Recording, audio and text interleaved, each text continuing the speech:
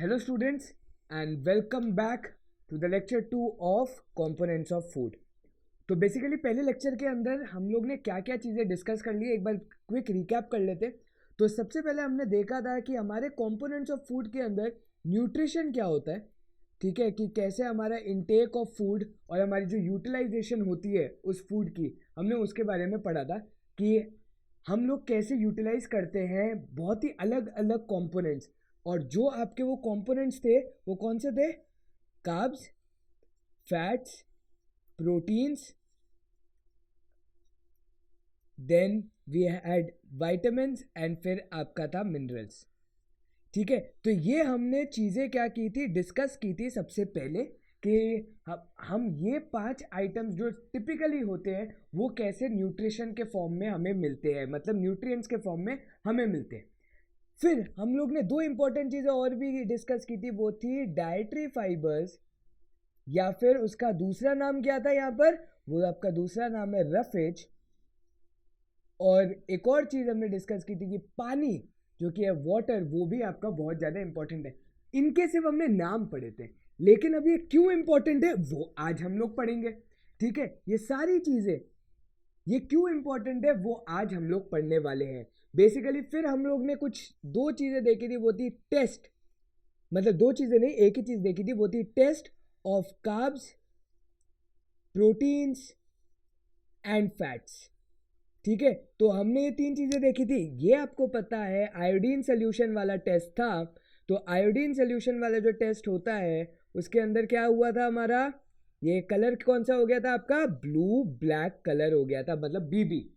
ठीक है, फिर प्रोटीन्स में हमने देखा था कि कॉस्टिक सोडा डाला था हमने, और क्या डाला था आपने कॉस्टिक सोडा के साथ, CuSO4 copper sulphate plus caustic soda डाला था।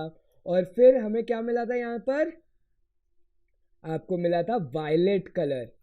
और फैट में आपको क्या मिला था, ऑयली पैच मिला था। तो ये सारी चीजें हमने डिस्कस की थी और मैंने आपको वो कलर कॉम्बिनेशन बताया था जो मैंने लास्ट स्लाइड में यूज किया था। तो ये बेसिकली क्या हो गया, ब्रीफ हो गया हमारे पिछले क्लास का रिवीजन। ठीक है, अब बढ़ते हम लोग आगे। तो आगे शुरू करते हम लोग जहां पर हमने छोड़ा था। ठीक है, वो हमने जोड़ा था कि what do this test show, are fats protein and starch present in all the food items that you tested, does a food item contain more than one nutrient. तो अब ये क्वेश्चन आ गया, क्या एक कोई भी सोर्स या कोई भी खाना जो आप खा रहे हो, क्या एक से ज्यादा उसके पास न्यूट्रिएंट है? एक चुटकी से भी ज्यादा क्या उसके पास न्यूट्रिएंट है? बेसिकली अब वो ये पूछ रहा है आपसे, do you find any food item that does not contain any of this nutrient? तो क्या ऐसा भी पॉसिबल है कि कोई फूड आइटम के अंदर इनमें से कुछ भी ना हो? ठीक है, तो आज हम लोग सारे क्वेश्चंस का आंसर करेंगे।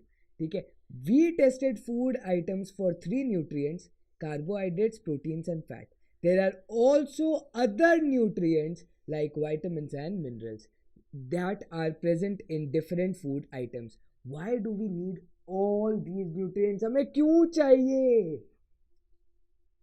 रामायण आती है, श्री राम के पास जाते हैं हम लोग, प्रार्थना करते हैं और उनसे हम पूछेंगे, भगवान जय श्री राम, क्यों क्यों हमें ये सारे न्यूट्रिएंट्स चाहिए, क्यों?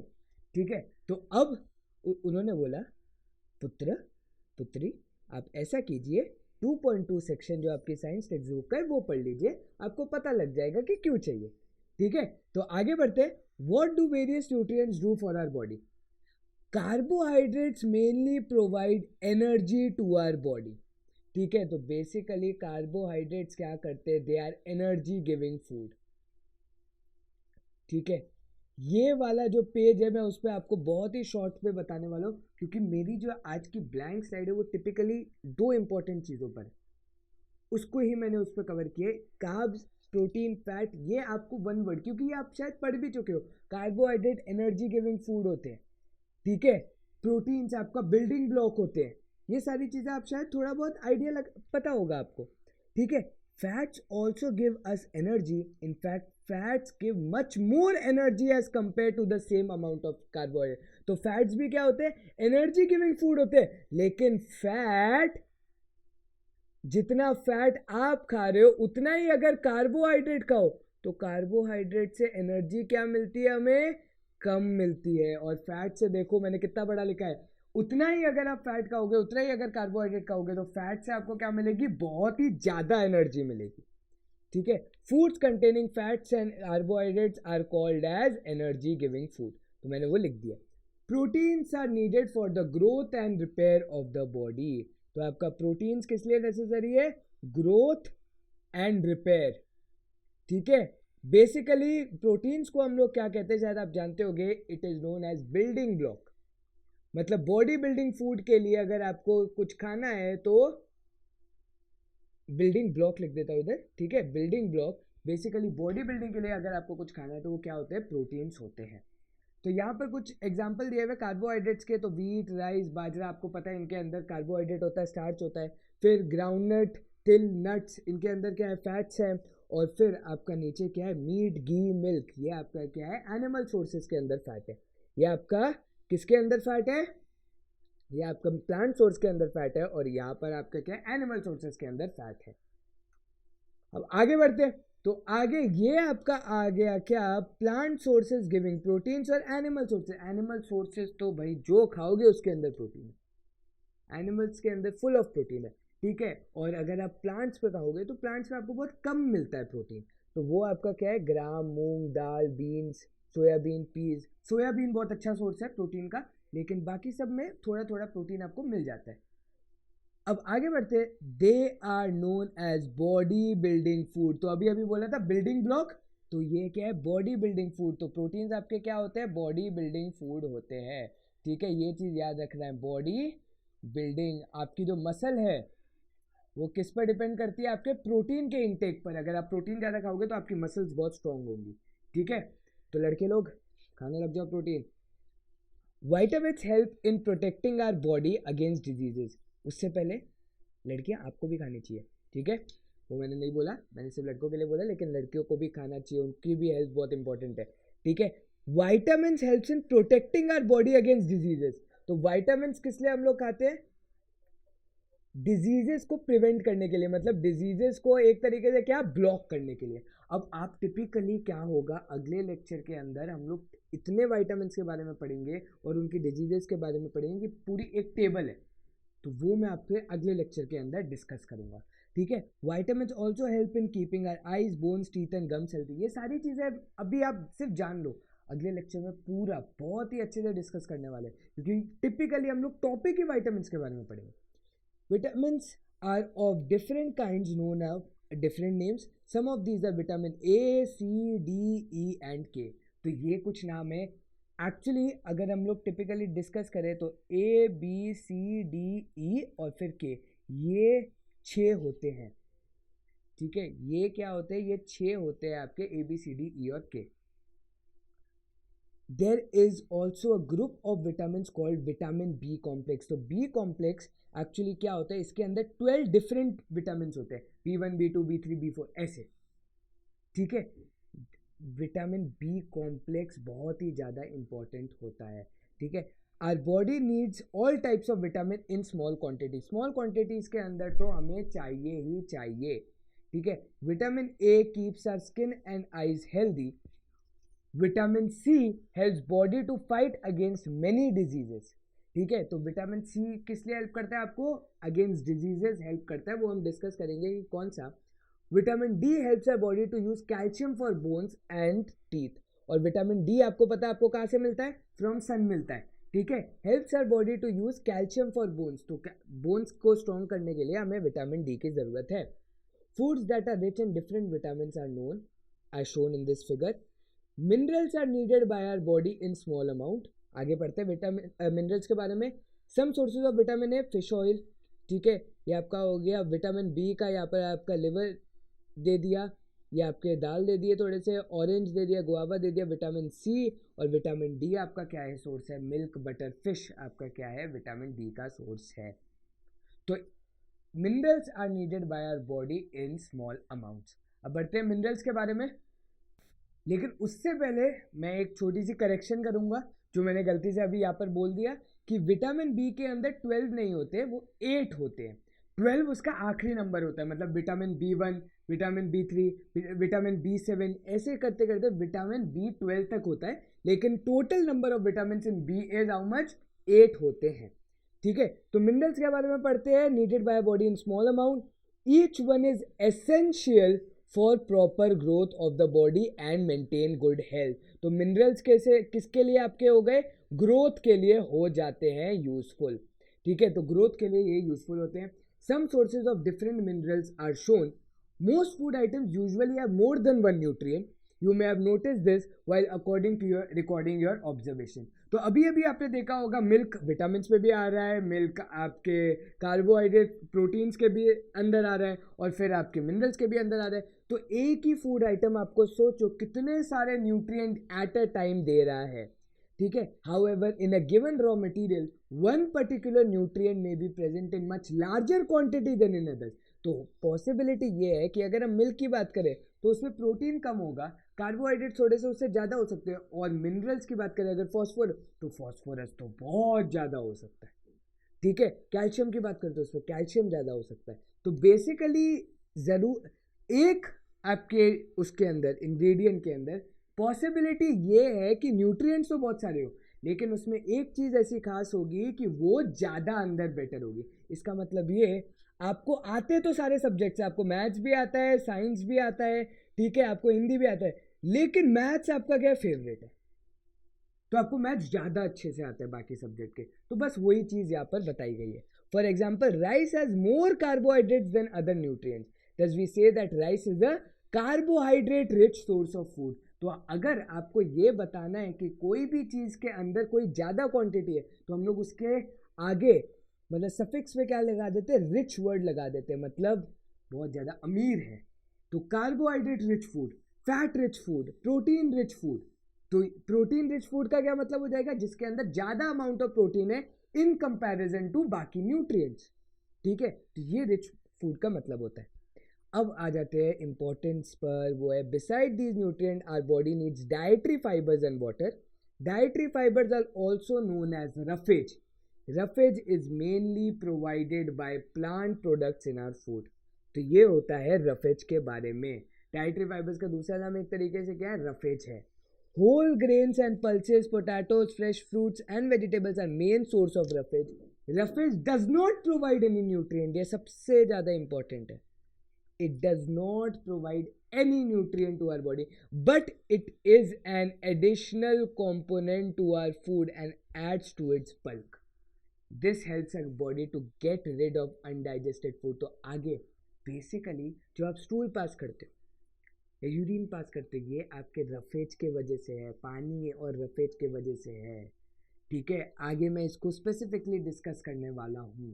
ठीक है, सोर्सेज ऑफ सम मिनरल्स आपने देख लिया, कैल्शियम में क्या है, एग्स है, आपके मिल्क है, आयरन के अंदर क्या है, स्पिनिच है। ठीक है, फॉस्फोरस के अंदर आपका मिल्क हो गया, बनाना हो गया, और आयोडीन के अंदर भी आपका स्पिनिच आता है और सॉल्ट आता है। ठीक है, तो बेसिकली ये है आज की आपकी लास्ट स्लाइड, जिसके अंदर पहले तो हम लोग डाइटरी फाइबर्स के बारे में डिस्कस कर चुके हैं, अब डिस्कस करेंगे हम लोग वाटर के बारे में। तो water helps our body to absorb nutrients from food. ये तो आपको पता है, पानी क्या करता है, खींचता है सारे न्यूट्रिएंट्स को अपने पास खींचता है। It also helps in throwing out some waste from our body as urine and sweat. तो आपको पता है जब भी भागते हो तो स्वेट निकलता है, तो स्वेट के अंदर क्या होता है, पानी होता है। ठीक है, और सॉल्ट होता है, वो निकलता है आपकी बॉडी से, और यूरिन भी आपका क्या होता है, लिक्विड फॉर्म में होता है। तो वाटर एक्चुअल में क्या कर रहा है, throwing out some waste from our body, it is throwing out the waste. ठीक है, normally we get most of the water that our body needs from the liquids we drink. तो हमें जो भी पानी मिलता है वो कहाँ से मिल रहा है, जो भी हम लिक्विड पी रहे हैं, मिल्क, टी, वाटर, उन सब से।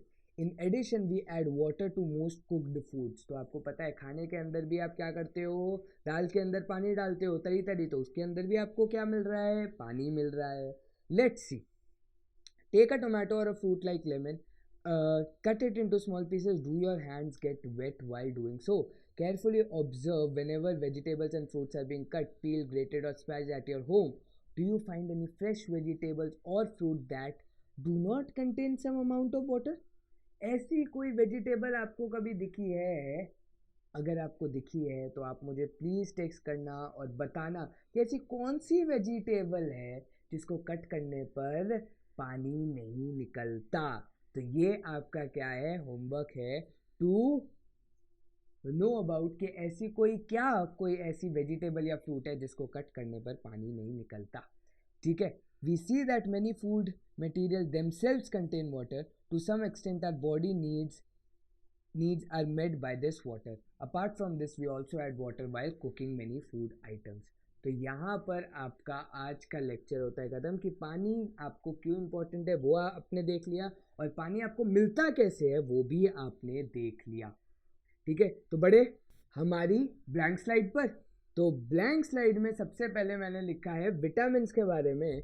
तो विटामिन होते हैं क्या, help in protecting our body from various kinds of diseases, ये इंपॉर्टेंट है आपका। ठीक है, और फिर they also help in keeping our eyes, gums, bones and teeth in good shape. ठीक है, तो ये सारी चीज़ों के लिए क्या होता है, यूज़ होता है आपका वाइटामिन मतलब विटामिन। ठीक है, मिनरल्स के बारे में पढ़े तो minerals are use by the body to perform various function like building strong bones, maintaining the heart beat, making hormones etcetera. ये जो वर्ड है ये जानबूझ के सिर्फ डाला गया है कि अगर आपको नहीं समझ में आए तो आप इसको सर्च करो और समझने की कोशिश करो, नहीं तो क्लास 8th में आप ये पढ़ोगे। ठीक है, क्लास 8th में आप ये बहुत ही ज़्यादा स्पेसिफिकली पढ़ने वाले हो। नेक्स्ट पर चलते हैं, तो डाइटरी फाइबर्स एंड रफेज के लिए it does not provide any nutrition, it helps in easy absorption of food, helps in movement of बोल। अब ये क्या होता है, इसका मतलब है खाना कैसे आपका डाइजेशन के प्रोसीजर के अंदर जाए, बहुत आराम से मूव कर पाए, उसके लिए आपको डाइटरी फाइबर चाहिए। ठीक है, मैंने आपको क्या कहा था, उसमें इंपॉर्टेंस नहीं लिखी मैंने, इसलिए ब्लैंक स्लाइड के अंदर इंपॉर्टेंस लिख दी कि क्यों डाइटरी फाइबर इंपॉर्टेंट है, तो आप ये नोट डाउन कर लो। एंड इट प्रिवेंट्स कॉन्स्टिपेशन, आपको पता है कि कॉन्स्टिपेशन क्या होता है। ठीक है, तो इसको प्रिवेंट करता है कॉन्स्टिपेशन। नहीं तो पिक्कू देख लो, वो पिक्चर याद है ना, ठीक है, वो देख लेना, आपको कॉन्स्टिपेशन भी समझ में आ जाएगा। ठीक है, it helps our body get rid of undigested food. तो अनडाइजेस्टेड अगर कोई भी खाना है तो उसको भी ये क्या कर देता है, बाहर निकाल देता है। और आपको कहाँ से मिलता है, रफेज, वो मैंने यहाँ पर एग्जाम्पल दिए गए हैं। ठीक है, एंड लास्ट पॉइंट है वो है वाटर के बारे में। तो वाटर क्यों नेसेसिटी है, वो है सबसे पहले absorbing nutrients from our food. तो जो भी न्यूट्रिएंट्स हमारे फूड के अंदर है उसको एब्जॉर्ब करता है कौन, ऑब्वियसली आपका पानी। दूसरा पॉइंट है, it also helps in releasing waste from our body in the form of sweat and urine, ये भी पढ़ लिया। एंड लास्ट पॉइंट है, इट रेगुलेट्स बॉडी टेम्परेचर। तो आपको पता है जैसे ही आप खेलने के आने के बाद पानी पीते हो तो जो गर्मी होती है वो आपकी क्या हो जाती है, ख़त्म हो जाती है, और आप फिर रिलैक्स फील करते हो, बिल्कुल ठंडे फील करते हो। तो इट रेगुलेट्स बॉडी टेम्परेचर। ठंड के सीज़न में गर्म पानी पीते हो तो आराम मिलता है, क्यों मिलता है, इट रेगुलेट्स बॉडी टेम्परेचर। आई बात समझ। तो ये आपने वाटर के समझ लिए कि क्या इंपॉर्टेंस है, आपने डाइटरी फाइबर्स के इंपॉर्टेंस समझ लिए, और हमने पढ़ा था एक नया वर्ड, वो है carbohydrate rich, protein rich, fat rich. Rich का मतलब ज़्यादा इंपॉर्टेंस है, वो ज़्यादा अमाउंट में प्रेजेंट है। ठीक है, और कार्बोहाइड्रेट्स हमने पढ़े थे कि वो क्या है, एनर्जी गिविंग, फैट्स क्या है, एनर्जी गिविंग, और आपके प्रोटीन्स क्या है, बॉडी बिल्डिंग फूड। ठीक है, तो यहाँ पर आपका होता है लेक्चर खत्म। आई होप आपको समझ में आ गया होगा। ये सारी चीज़ें वो हैं जो आप डेली लाइफ पे आपको पता है कि इन सब में क्या होता है क्या नहीं होता, लेकिन जो अगला लेक्चर आने वाला है वो स्पेसिफिकली विटामिन्स के ऊपर आएगा और उनकी डिजीजेस के ऊपर आएगा। तो वो बहुत ही अच्छा पार्ट है चैप्टर का, मतलब लर्निंग बेस्ड पार्ट है। ठीक है, तो यहाँ पर करते हैं हम अपने लेक्चर को ख़त्म। I hope you enjoyed it. मिलते हैं हमारी नेक्स्ट लेक्चर के अंदर। Thank you guys for watching. Meet you in the next lecture. Thank you.